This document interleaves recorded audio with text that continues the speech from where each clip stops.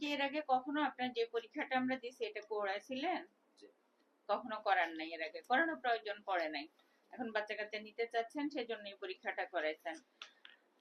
Actually হচ্ছে ওনার দুই একটা হরমোনের সমস্যা আছে, এগুলি হচ্ছে কভার হয়ে যাওয়ার কথা। হ্যাঁ, দুই একটা হচ্ছে ইনশাল্লাহ সমস্যা আছে, এগুলি কভার হয়ে যাবে।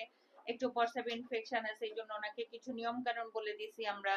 তারপরে হচ্ছে ডিমগুলা ছোট ছোট থাকে, এই জন্য কিভাবে ডিম অ্যাক্টিভেট করতে হবে সেই কথা বলে দিছি। কিন্তু আপনার আজকে রিপোর্টটা হচ্ছে কয়দিন পরে আসছে, আপনারা আমাকে 20 তারিখে দেখাইছেন, 20 তারিখে পরীক্ষাটা দিছি। আসলে আমরা মনে করি কি, একটা বাচ্চা হয় না সেটা শুধুই হচ্ছে মেয়ে মানুষের দোষে হয় না। হ্যাঁ, সেটা তো আপনি বুঝতে পারতেছেন। আবার হচ্ছে আসলে কি, ছেলে মেয়ে দুইজনের দ্বারাই হচ্ছে শুক্রাণু একজনের থাকে, একজনের ডিম্বাণু থাকে। শুক্রাণুর কোয়ালিটি থাকে বিভিন্ন হচ্ছে মানে ভালো খারাপ থাকে, আবার ডিম্বাণুরও ভালো খারাপ থাকে। আমাদের দেশের বাড়িগুলাতে হচ্ছে আমরা মুরগির হচ্ছে উমের নিচে ডিম বসাই। সব ডিম কি ফুটে? সব ডিম ফুটে না, সব ডিমের হচ্ছে বাচ্চা বের হয় না। ঠিক আছে, তাহলে হচ্ছে এগুলি নিয়ে মন খারাপ করা যাবে না। আল্লাহর হুকুম থাকলে অবশ্যই ভালো হবে। আল্লাহর হুকুম থাকলে অবশ্যই হবে, ইনশাআল্লাহ হবে।